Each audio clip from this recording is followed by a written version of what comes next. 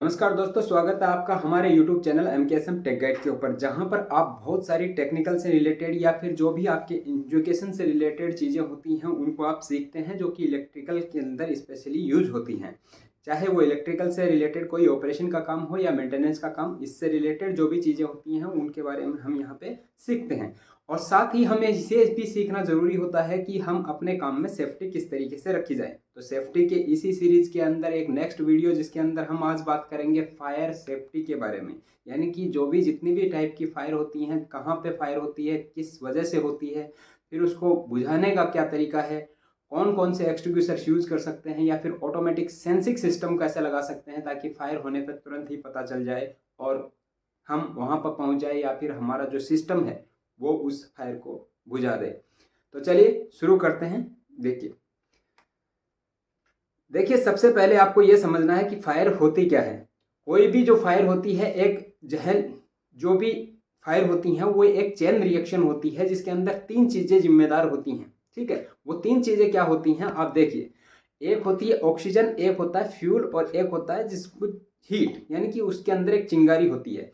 यानी कि अगर आपके पास कोई भी फ्यूल, यानी कि जैसे मान लो कि आपका लकड़ी है, कोयला है, पेट्रोल है, डीजल है, ये सब क्या है, या फिर कोई ज्वलनशील गैस है, ये सब क्या है, फ्यूल है। लेकिन ये जब तक कोई भी फायर नहीं पकड़ेंगे, जब तक इनको हीट ना मिले और ऑक्सीजन का इन्वायरमेंट ना हो। अगर इनके पास ऑक्सीजन क्या होता है, नेचुरली मिलता है, क्योंकि इन्वायरमेंट में उपलब्ध है इसलिए ऑक्सीजन उनको मिल जाता है। लेकिन अगर उनको हीट मिल जाए, हीट भी उतना हीट मिलना चाहिए जितने से उनका बर्निंग पॉइंट आ जाए ताकि वो जल सकें। तो अगर बर्निंग पॉइंट जितना हीट मिल जाता है और ऑक्सीजन इन्वायरमेंट का अवेलेबल है तो ये फ्यूल आपका जो है वो जलने लग जाएगा। और ये जो जलने की प्रक्रिया होगी ये एक चेन रिएक्शन होगी। ठीक है, लगातार जैसे जैसे फ्यूल, ऑक्सीजन, हीट मिलता रहेगा वैसे वैसे ये कंटिन्यू जलता रहेगा, जब तक या तो ये चेन रुक नहीं जाए या इन तीनों चीज़ों में से कोई एक चीज़ का अब्सेंस नहीं हो जाए।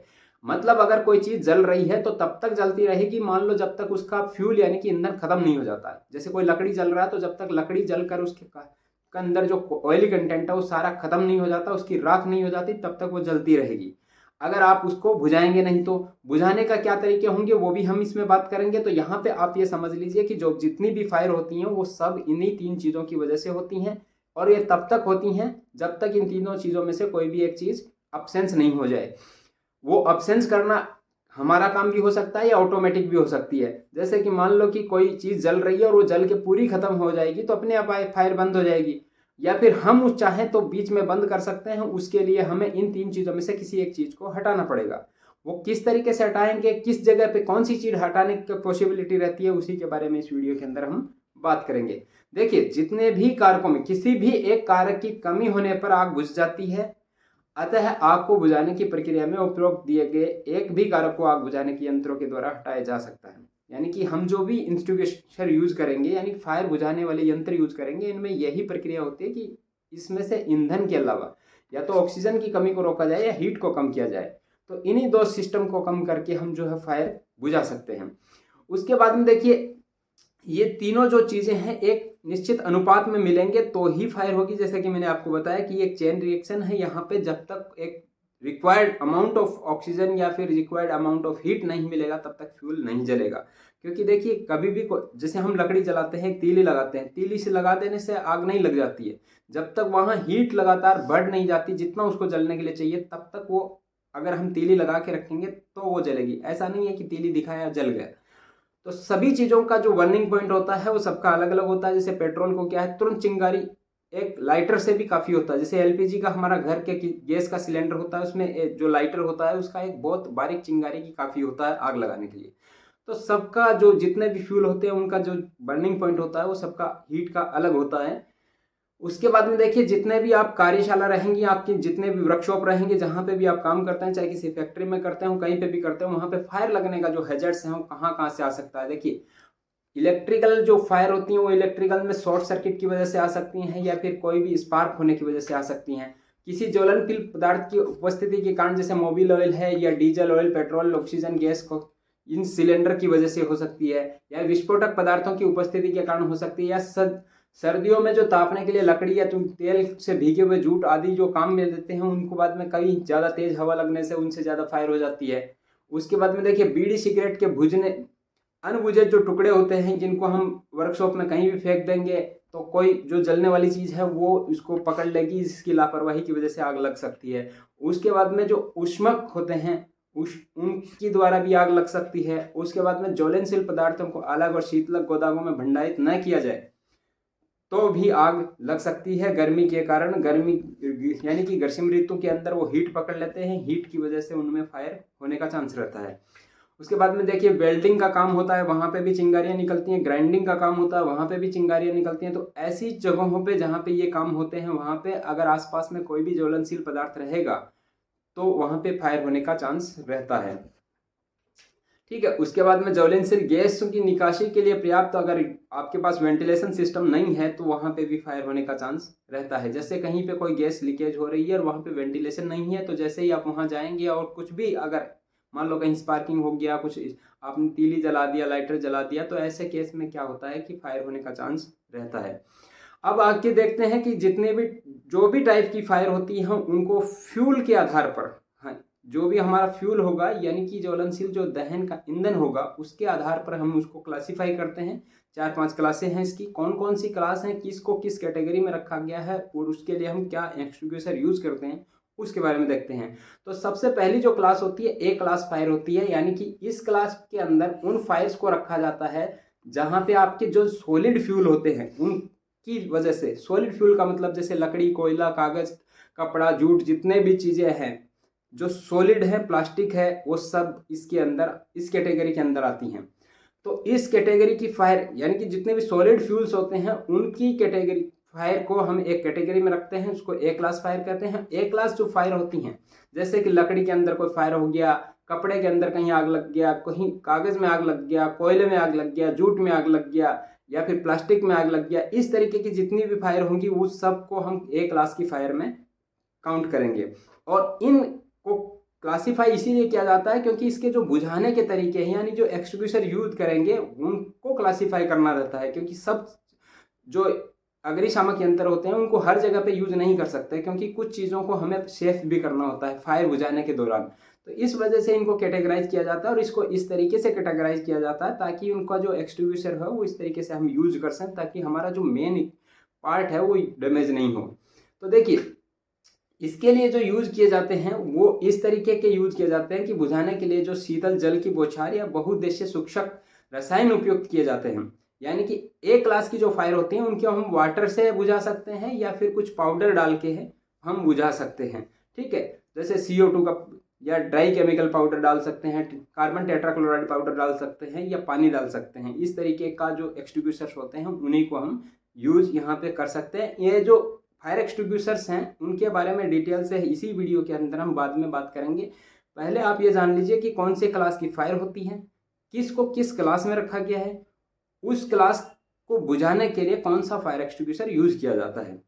देखिए दूसरी जो क्लास है वो क्लास बी फायर है। क्लास बी फायर के अंदर जितने भी लिक्विड मटेरियल फ्यूल होते हैं जैसे कि मिट्टी का तेल, डीजल, पेट्रोल, गैस, पेट्रोल, इस तरीके के जो फ्यूल हैं उनको हम जो है क्लास बी के अंदर रखते हैं।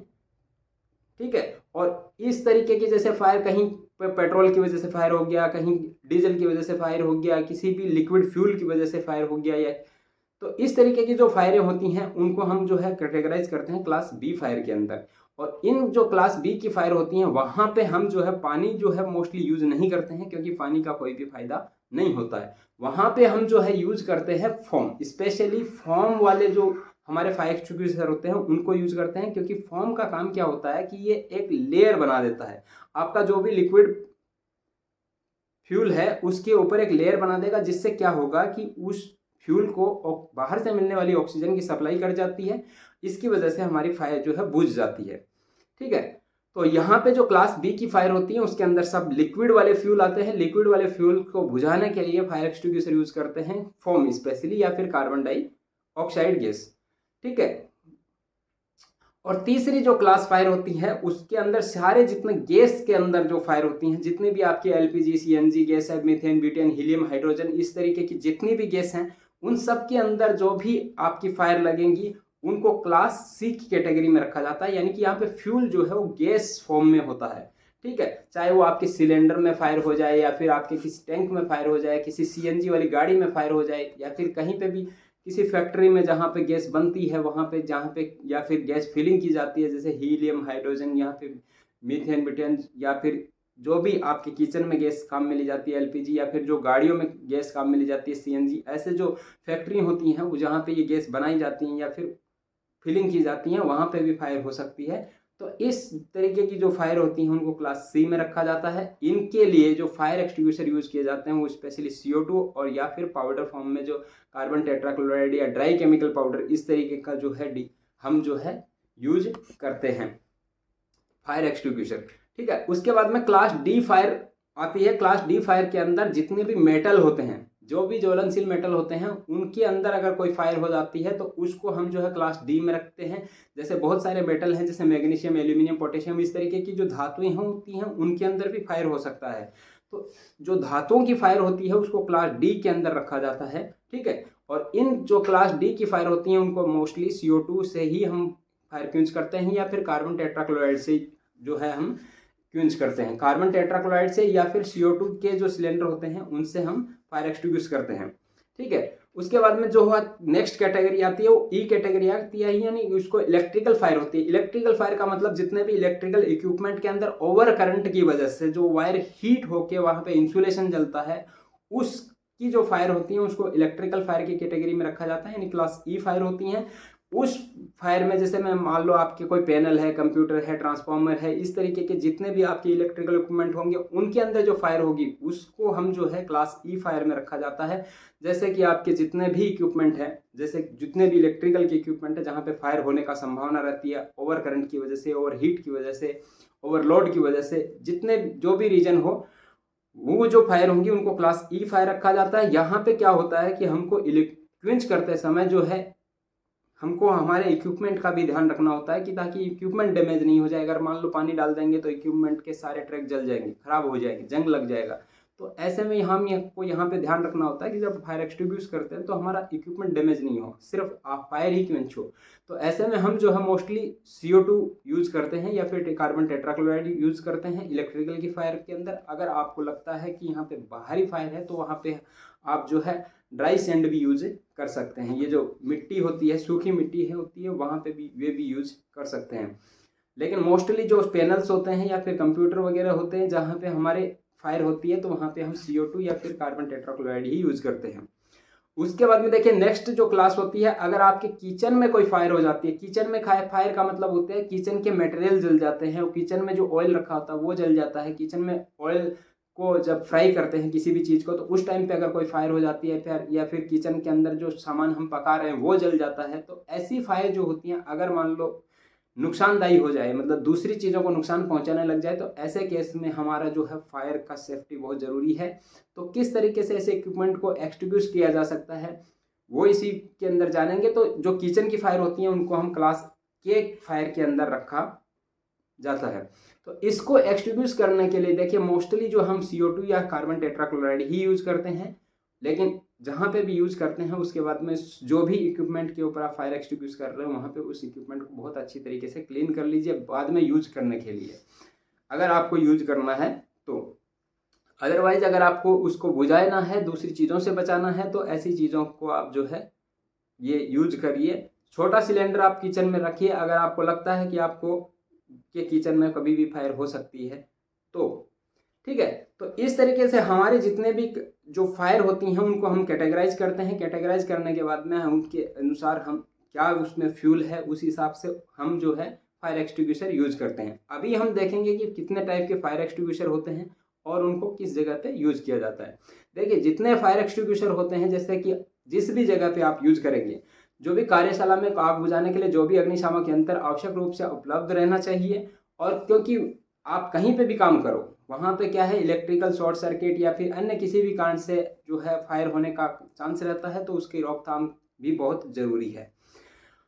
उसके बाद में जितने भी आग बुझाने वाले यंत्र या उपकरण जो कार्यशाला में ऐसे स्थान पर रखे जाने चाहिए जहाँ से आप उसको तुरंत काम में ले सकें। अगर आपको पता ही नहीं है कहाँ पे रखा है या फिर है ही नहीं और आप ढूंढते रहेंगे तो ऐसे केस में फायर जो है लगातार बढ़ती जाएगी, भीषमक होती जाएगी और उसके बाद में आप उसको कंट्रोल नहीं कर पाएंगे। तो आपके पास क्या फायर एक्सटिंग्विशर के साधन हैं उन अप्रोचेबल होने चाहिए, ऐसी जगहों पे होने चाहिए जहाँ से आप उसको इजीली अप्रोच कर सकें। ठीक है। जो भी आपकी चीज़ें रखी जाती हैं वो सबकी नॉलेज में रहनी चाहिए, ऐसी जगह पे आपको उसको रखना है। उसके बाद में देखिए फायर एक्सटिंग्विशर का काम क्या होता है कि फायर एक्सटिंग्विशर का काम ये होता है कि जितने भी आपके फायर होती हैं उसके अंदर 3 कंपोनेंट है, आपका ऑक्सीजन है, आपका फ्यूल है और आपका हीट है। इन तीनों चीज़ों में से आप जो है किसी एक चीज़ को कट आउट करना है। तो हमारे पास जो मोस्टली चांस रहता है, फ्यूल को कट आउट नहीं कर पाते हैं। फ्यूल को कट आउट तब कर सकते हैं जैसे मान लो कहीं गैस से लीकेज हो रहा है और अगर वाल के बाहर लीकेज हो रहा है तो हम वाल बंद कर देंगे, तो पॉसिबिलिटी है तो वाल बंद कर देंगे। तो वाल जैसे ही बंद करेंगे बाहर गैस निकलना बंद हो जाएगी, जितनी गैस निकली है वो फायर होकर रह जाएगी। लेकिन कभी कभी ऐसा पॉसिबल नहीं होता है, तो ऐसे केस में क्या होता है, हमारे पास साधन रहता है या तो वहाँ की हीट कम की जाए या फिर वहाँ पे ऑक्सीजन की सप्लाई को कट आउट किया जाए। तो हीट कम करते हैं, जैसे सॉलिड फ्यूल्स होते हैं, जो भी ठोस फ्यूल होते हैं जैसे लकड़ी, कोयला, मिट्टी या फिर जितने भी जो जलने वाली चीज़ है, कपड़ा है, कागज़ है, इसी चीज़ों के अंदर हम क्या करते हैं, पानी डाल देते हैं। पानी डालने से क्या होता है, वहाँ की क्विंचिंग हो जाती है और पानी का एक ऊपर लेयर बन जाता है जिससे कि वो ऑक्सीजन की सप्लाई भी रोक देता है। और जैसे लिक्विड वाले फ्यूल होते हैं जिसमें कि आपके पेट्रोलियम पदार्थ होते हैं, जो भी है diesel gas, diesel petrol, diesel या फिर जो भी लिक्विड हैं जैसे ऑयल हैं, उनके ऊपर हम फायर अगर हो जाती है तो वहाँ पे हम क्या है, फोम डाल देते हैं। तो फोम का एक लेयर बन जाता है जो कि बाहर से मिलने वाली ऑक्सीजन को कट आउट कर देता है। और जो ऑक्सीजन के अंदर फायर होती है उसके अंदर हम एक ऐसा पाउडर यूज करते हैं जिससे कि वहाँ की ऑक्सीजन जो है उससे दूर भाग जाती है या फिर वो जितनी ऑक्सीजन होती है उसको यूज कर लेता है और वहाँ पे मिलने वाली ऑक्सीजन को कट आउट कर देता है। तो इस तरीके से जो जितने भी फायर एक्सटिंग्विशर होते हैं उनके अंदर हम यही यूज करते हैं। और ये जो है आपको जितने भी फायर एक्सटिंग्विशर होंगे वो आपको या तो लिक्विड फॉर्म में मिलेंगे या गैस फॉर्म में मिलेंगे या फिर कोई भी पाउडर फॉर्म में मिलेंगे या चूर्ण फॉर्म में मिलेंगे। तो इसी तरीके के जो सारे हैं वो आपको फायर एक्सटिंग्विशर मिलेंगे, उन्हीं को आप यूज कर सकते हैं। देखिए जितने टाइप के फायर एक्सटिंग्विशर होते हैं उनके अंदर देखिए सबसे पहला जो मोस्टली यूज किया जाता है वो वाटर टाइप होता है, यानी कि जलयुक्त अग्निशामक के अंदर होता है। उसके बाद में फोम टाइप होता है और उसके बाद में होता है ड्राई केमिकल पाउडर और कार्बन डाइऑक्साइड पाउडर और कार्बन टेट्राक्लोराइड और एक होता है रेत से भरी हुई बाल्टियां। और उसके बाद में देखिए इनके बारे में हम थोड़ा डिटेल से जानते हैं कि ये कौन सा फायर कैसा दिखता है, कहाँ पे हम इसका यूज कर सकते हैं और कैसा बना होता है। देखिए जो वाटर फील्ड फायर एक्सटिंग्विशर होते हैं उनके अंदर एक छोटा टैंक होता है, टैंक के अंदर पानी भरा जाता है। पानी तो अब ऐसे ही तो कहीं पे फायर होगा तो वहाँ पे हम पहुँचा नहीं पाएंगे या ऐसे फेंक नहीं पाएंगे, तो उसके अंदर उस होना चाहिए प्रेशर, यानी उसको कंप्रेस किया जाना चाहिए। कंप्रेस करके रखेंगे तो जब भी फायर होगी उसका नोजल जैसे ही खोलेंगे तो वहाँ पे जो है वो पानी खुद ब खुद जैसे ही नोजल खोलेंगे तो वहाँ पे पहुँच जाएगा। हमें वहाँ तक नियरेस्ट लोकेशन तक पहुँचना है जहाँ पर तक हम सेफ रह सकें। तो ऐसे केस में जितने भी फायर जो अगली जलयुक्त अग्निशामक यंत्र हैं यानी वाटर फील्ड फायर एक्सटिंग्विशर होते हैं उनको जो है यूज किया जाता है क्लास ए की फायर को बुझाने के लिए। ठीक है, क्लास ए की जितनी भी फायर होंगी उनको बुझाने के लिए हम यूज करेंगे। और ये जो है मोस्टली 2 टाइप के होते हैं। एक होता है जहाँ पे हम जो है प्रेशराइज वाटर को प्रेशराइज किया जाता है और एक होता है जिसमें CO2 गैस का एक सिलेंडर छोटा रखा जाता है। उसके बाद में उसको जब यूज करना होता है तो एक पिन के द्वारा तोड़ा जाता है। यहाँ पे एक नीडल होता है, इस नीडल को जब हम अंदर प्रेस करते हैं तो एक सिलेंडर फट जाता है। फिर यहाँ पे जो कार्बन डाइऑक्साइड गैस होती है वो प्रेशर बनाती है, प्रेशर बनाने से नीचे वाले नोजल से पानी जो है बाहर निकल जाता है। तो इस तरीके से काम में लिए जाते हैं। तो थोड़ा सा एक छोटा सा एक वीडियो के माध्यम से देखते हैं कि ये जो है एक्चुअली कैसे काम करता है। तो आइए 3D एनिमेशन के माध्यम से समझते हैं कि एक फायर एक्सटिंग्विशर कैसे काम करता है। जब हम सेफ्टी पिन को पुल आउट करते हैं और हैंडल को प्रेस करते हैं तो हैंडल में लगे एक्चुएटिंग रॉड वाल्व और स्प्रिंग को नीचे धकेलता है और रॉड के एंड में लगे शार्प पॉइंट ट्यूब के वाल्व में एक होल कर देता है जिससे कि ट्यूब का कॉम्प्रेस्ड CO2 गैस बाहर निकल जाता है और सिलेंडर के वाटर को डाउनवर्ड प्रेशर लगाता है जिससे कि CO2 और वाटर साइफन से होते हुए नोजल से बाहर निकल जाता है। CO2 गैस ऑक्सीजन से ज्यादा हेवी होता है और ऑक्सीजन और फ्यूल के बीच में एक बैरियर क्रिएट करता है और वाटर टेम्परेचर को कूल डाउन करने का काम करता है जिससे कि आग बुझ जाता है। क्या आपने कभी फायर एक्सटिंग्विशर रियल लाइफ में यूज किया है? मुझे कमेंट में बताना। देखिए दूसरे जो टाइप के फायर एक्सटिंग्विशर होते हैं जिसमें हम फोम वाले फायर एक्सटिंग्विशर यूज करते हैं, जहाँ पे हमारे लिक्विड वाले जितने भी जैसे मान लो कि पेट्रोल है, डीजल है, जितने भी ऑयली कंटेंट हैं वहाँ पे अगर फायर हो जाता है तो उसको बुझाने के लिए जो हम यूज करते हैं वो फोम वाले फायर एक्सटिंग्विशर यूज करते हैं। इनका काम ये होता है कि जैसे हमारा यहाँ पे ये फ्यूल है, अगर ये फ्यूल है तो यहाँ पे अगर कोई भी फायर हुई है तो उसके ऊपर अगर हम फोम का स्प्रे कर देंगे तो ये फोम क्या करेगा, यहाँ पे एक लेयर बना देगा, एक लेयर क्रिएट करेगा और ये जो है वेस्कस फॉर्म लेयर होगा, उससे क्या होगा, बाहर की जो भी ऑक्सीजन है, बाहर की जितनी भी ऑक्सीजन है यहाँ से पे सप्लाई इस फ्यूल के अंदर करना बंद कर देगा, और उससे क्या होगा कि जो ऑक्सीजन के एब्सेंस में हमारी जो फायर है वो क्विंच हो जाएगी। अब एक्चुअली ये सिलेंडर किस तरीके का फॉर्म निकालता है वो आप इस वीडियो के माध्यम से देख लीजिए। अब इसको हम यूज़ करेंगे। क्या करें, सबसे सेफ्टी पिन को मैंने निकाल दिया है। अब चला के देखते हैं क्या ये फॉर्म बनेगा नहीं बना है। वाह, बहुत अच्छा ये फॉर्म बन रहा है।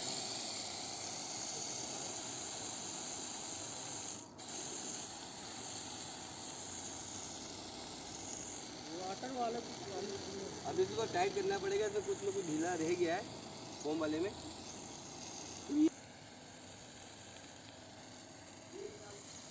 ये था जो तीसरे टाइप के हमारे जो फायर एक्सटिंग्विशर होते हैं, जैसे ड्राई केमिकल पाउडर होता है। ड्राई केमिकल पाउडर को हम जो है मोस्टली ऐसी जगह पे यूज़ करते हैं जहाँ क्लास डी की फायर होती है, जहाँ पे मेटल फायर होती है, उसके अंदर हम यूज़ करते हैं मोस्टली।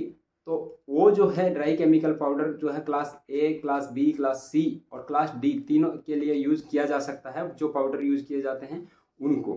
तो क्लास डी के अंदर आपको बताया है कि किस तरीके की फायर होती हैं, उसके अंदर आप देख सकते हैं कि किस तरीके से ये है जो है वहाँ के एनवायरनमेंट का जो है ऑक्सीजन को सेपरेट कर देता है, जिससे हमारी जो फायर होती है वो बुझ जाती है।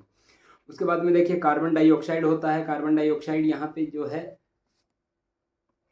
कार्बन डाइऑक्साइड जो भी के सिलेंडर होते हैं उनको भी हम फायर एक्सटिंग्विशन के लिए यूज़ करते हैं, क्योंकि ये जो है बहुत ठंडा होता है। अगर जैसे हम फायर करेंगे तो ये स्प्रे करके वहाँ के एनवायरनमेंट का टेम्परेचर, यानी जितने दूर में फायर हो रहा है वहाँ का टेम्परेचर इतना कूल डाउन कर देता है कि वहाँ पे जो हीट होती है वो पूरा सेटल डाउन हो जाती है, जिससे कि हमारा जो है जो भी फायर हो रहा होता है वो बुझ जाता है।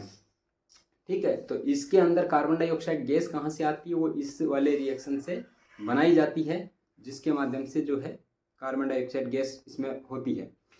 ठीक है, उसके बाद में देखिए कार्बन टेट्राक्लोराइड फायर एक्सटिंग्विशर होते हैं, जिनको हम मोस्टली हर जगह पे यूज़ कर सकते हैं। जिस भी टाइप की फायर हो उसके अंदर हम इसको यूज कर सकते हैं। उसको कैसे यूज किया जाता है आप यहाँ पे देख सकते हैं।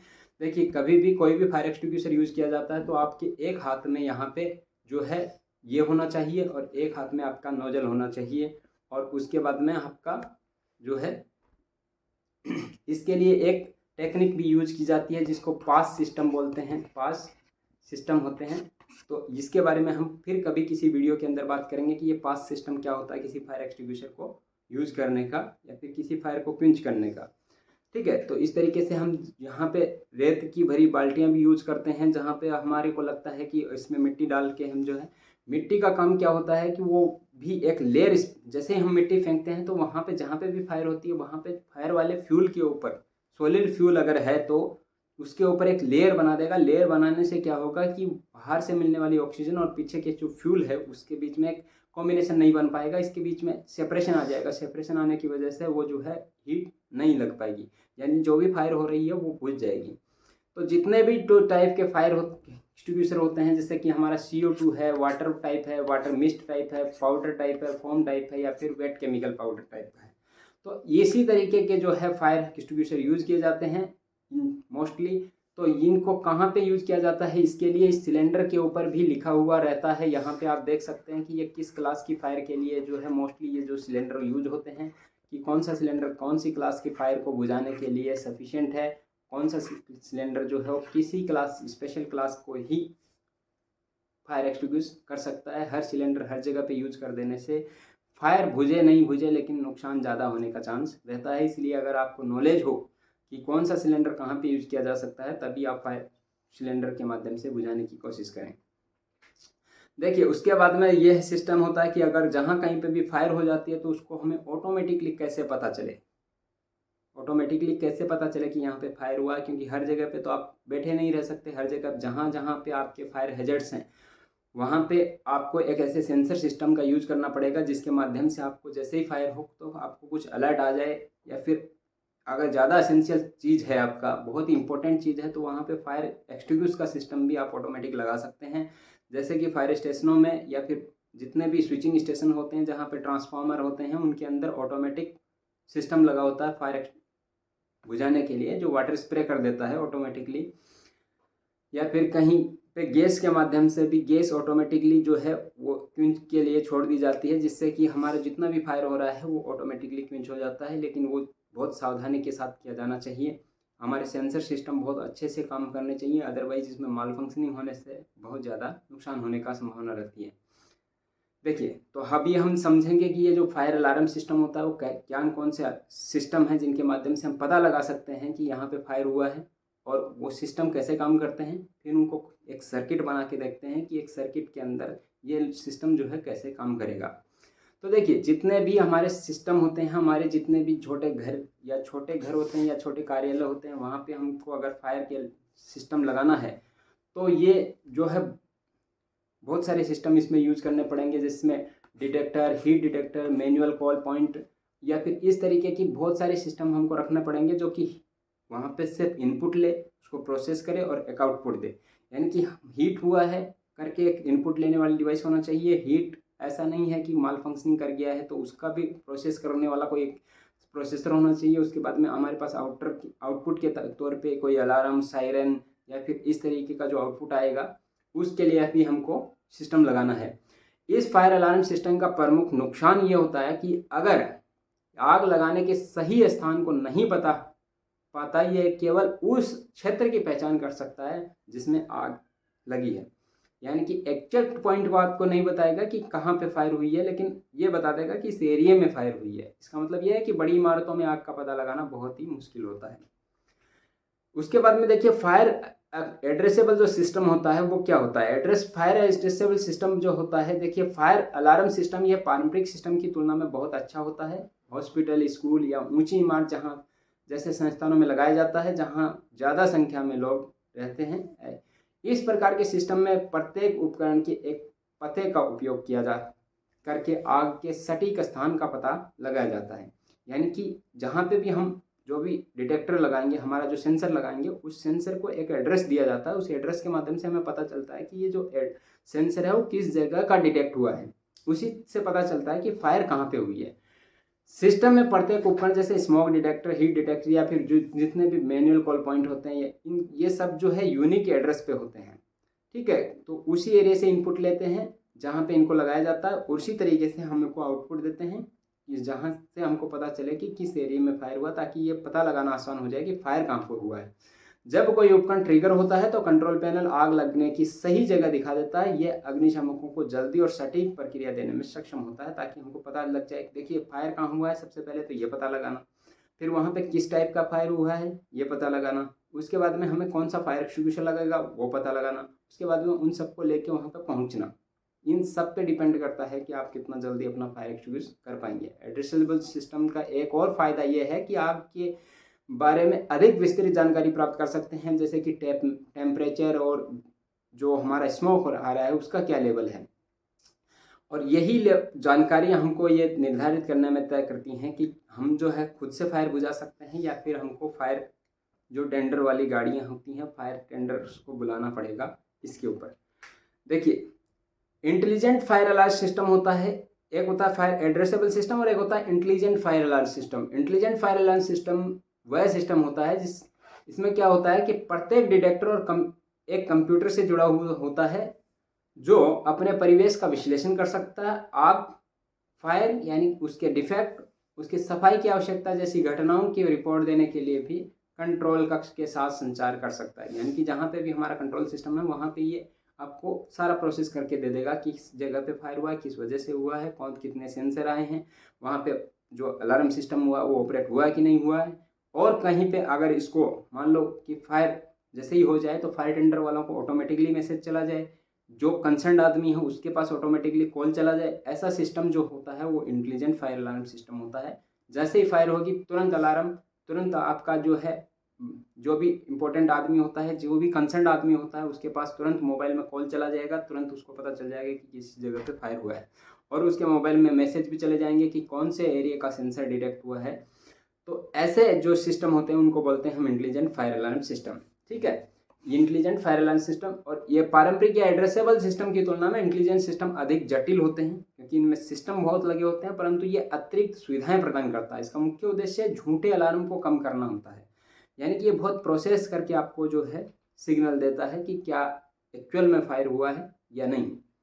उसके बाद में वायरलेस फायर अलार्म सिस्टम भी होता है, जिसके अंदर किसी वायर का यूज नहीं किया जाता है। जहाँ पे हमारे सेंसर होते हैं वो भी वायरलेस होते हैं और हमारा जो सिस्टम होता है वो भी वायरलेस होता है, यानी कि उनके बीच में कम्युनिकेशन जो है वायरलेस के थ्रू होता है, यानी कि सिग्नल्स के द्वारा होता है। और उससे जो जनरेट होने वाले जो आउटपुट्स होते हैं, जैसे कोई मैसेज जनरेट करना, नोटिफिकेशन जनरेट करना है, इस टाइप के लोग जो चीज़ें होती हैं वो भी वायरलेस से ही होती हैं।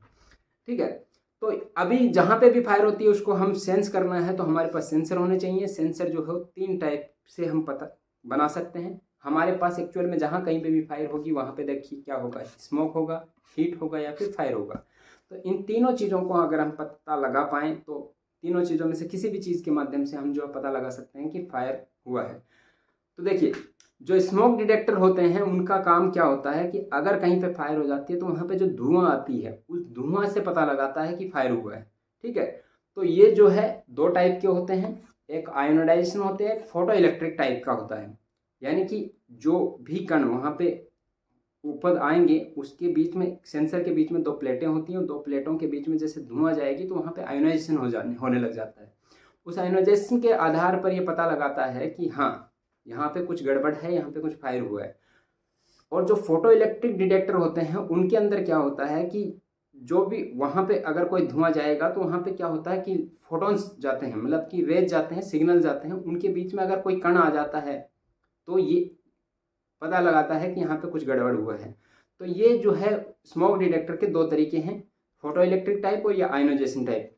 तो यह इस तरीके का सेंसर हम जो है अपने सीलिंग पे लगा देते हैं। जहाँ पे भी हमारे पैनल्स वगैरह लगे हैं तो वहाँ पे सीलिंग पे लगा देते हैं। अगर वहाँ पे कोई भी फायर होती है तो स्मोक ऊपर जाएगी तो इनकी ये जो एरिया है इसमें भी इंटर करेगी। इंटर अगर करेगी तो यहाँ पे जो इनका इलेक्ट्रॉनिक सिस्टम होता है वो आपको डिटेक्ट करके बता देगा कि फायर हुआ है। उसके बाद में देखिए हीट डिटेक्टर होते हैं। अगर हीट का पता लगाना है तो हीट डिटेक्टर जो है, जितने भी हीट डिटेक्टर होते हैं उनको जो है इस तरीके से लगाया जाता है कि वहाँ पे जो फायर लगने से जितना टेम्परेचर बढ़ेगा उसका वो पता लगाते हैं। कि जितने भी ये इस टाइप के सेंसर होते हैं उसके अंदर एक हीट सेंसर होता है जो कि वहाँ पे बढ़ने वाली हीट को डिटेक्ट कर लेता है। उससे लगता है कि ये इन्वायरमेंटल हीट नहीं है, इससे ज़्यादा अब नॉर्मल है, इसका मतलब वो फायर समझ लेता है और एक अलार्म जनरेट कर देता है। कुछ जो स्प्रिंकलर सिस्टम होते हैं वहाँ पे क्या होता है कि एक हीट को सेंस करने के लिए एक मर्क्यूरी का ये क्यूबीडी बल्ब होता है, क्वार्ट्ज बल्ब डिटेक्टर होता है। इसके अंदर एक लिक्विड भरा जाता है। इस लिक्विड के बाहर में जैसे ही टेम्परेचर बढ़ेगा तो इसका प्रेशर बहुत बढ़ जाता है और जैसे ही प्रेशर बढ़ता है तो यहाँ से ये फट जाता है। फटने के बाद जो पीछे से पानी जो प्रेशराइज किया हुआ है इसके अंदर, ये पानी यहाँ से निकलने लग जाता है। इस तरीके से ये काम करता है। और जो हमारे केबल ट्रे होती हैं, जहाँ पे पैनल्स होती हैं उनकी केबल ट्रे होती है, वहाँ पे अगर कोई फायर हो जाती है तो उसका पता लगाने के लिए लीनियर हीट सेंसर हम लगाते हैं, LHS लीनियर हीट सेंसर। तो ये एक तरीके का वायर होता है। इसके अंदर 2 वायर होते हैं, उन 2 वायर आपस में ऐसे लिपटे हुए होते हैं, यानी कि इस तरीके से लिपटे हुए होते हैं। वो आपस में नॉर्मली कंडीशन में टच नहीं होते हैं, लेकिन जैसे ही फायर होगा उनका इंसुलेशन जल जाएगा। इंसुलेशन जलने से क्या होगा कि ये जो है यहाँ पे जो दोनों वायर हैं आपस में टच हो जाएंगे। यानी कि आप इस तरीके से समझिए कि यहाँ पे एक वायर ये है और दूसरा वायर जो है हमारा ये है।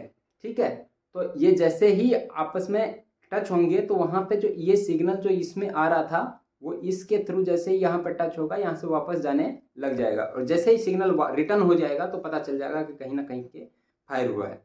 ठीक है, तो इस तरीके का जो सिस्टम होता है वो हीट के बेस पे काम करते हैं। और ये जो सिस्टम होते हैं ये 2 टाइप के होते हैं। यहाँ पे आपका जो सिस्टम होता है हीट का, जो हीट सेंसर होते हैं वो 2 टाइप के होते हैं। एक होता है आपका कंटिन्यूस हीट, जितना राइज होता है उसको डिटेक्ट करता है, और एक फिक्स टेम्परेचर के ऊपर कि इतना टेम्परेचर से ज़्यादा टेम्परेचर जाने पे वो जो है काम कर जाता है।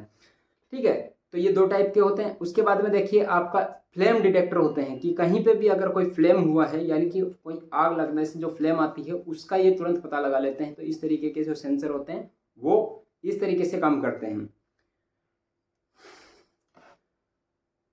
ठीक है, तो जितने भी फ्लेम डिटेक्टर होते हैं उनको इस तरीके से फोकस किया जाता है हमारे इक्विपमेंट के ऊपर या कुछ रोटेटिंग टाइप के भी होते हैं जो कंटिन्यूसली घूमते रहते हैं, और उसके बाद में जैसे ही उनको फ्लेम लगता है उस जगह पे जाके फोकस कर देते हैं, और उसके बाद में यहाँ पे, और इन्हीं के अंदर कैमरे भी लगे होते हैं। जो आजकल जितने CCTV कैमरे आते हैं वो भी इस तरीके के सेंसर रखते हैं कि अगर कहीं पे कोई फायर होता है तो वहाँ पे तुरंत मूव कर जाता है, और उसके बाद में वहाँ पे तुरंत काम करने लग जाता है और फायर का जो है अलार्म भी दे देता है।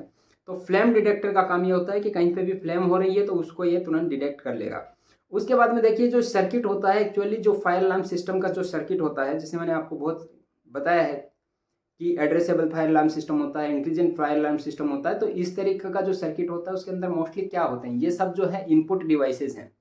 यहाँ पे जो है इनपुट हम दे सकते हैं, यानी कि हमारा smoke detector, flame detector, heat detector या फिर इमरजेंसी ग्लास जो है, इसके दो माध्यम से जो है स्विच रहता है, उसको ग्लास तोड़ के हम जो है पुश कर देंगे तो हमारा एक अलार्म जनरेट हो जाएगा।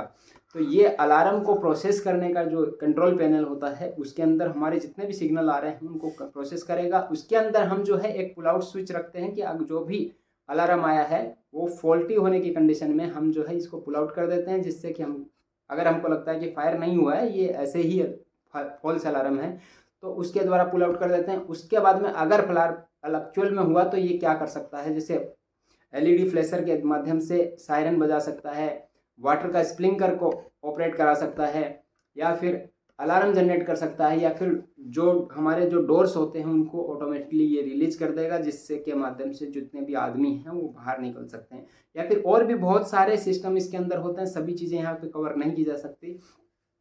इसके लिए हम जो है अलग से कोई वीडियो बनाएंगे। तो आप यहाँ पे समझ गए होंगे कि जो फायर का सिस्टम होता है कैसे काम करता है, क्या फायर होती है, कैसे उसको क्विंच किया जा सकता है, कैसे उसके ऊपर एक इंटेलिजेंट सिस्टम बना के हम जो है फायर को ऑटोमेटिकली एक्सटिंग्विश कर सकते हैं। ये सब जानकारी आपको इस वीडियो में मिली होगी।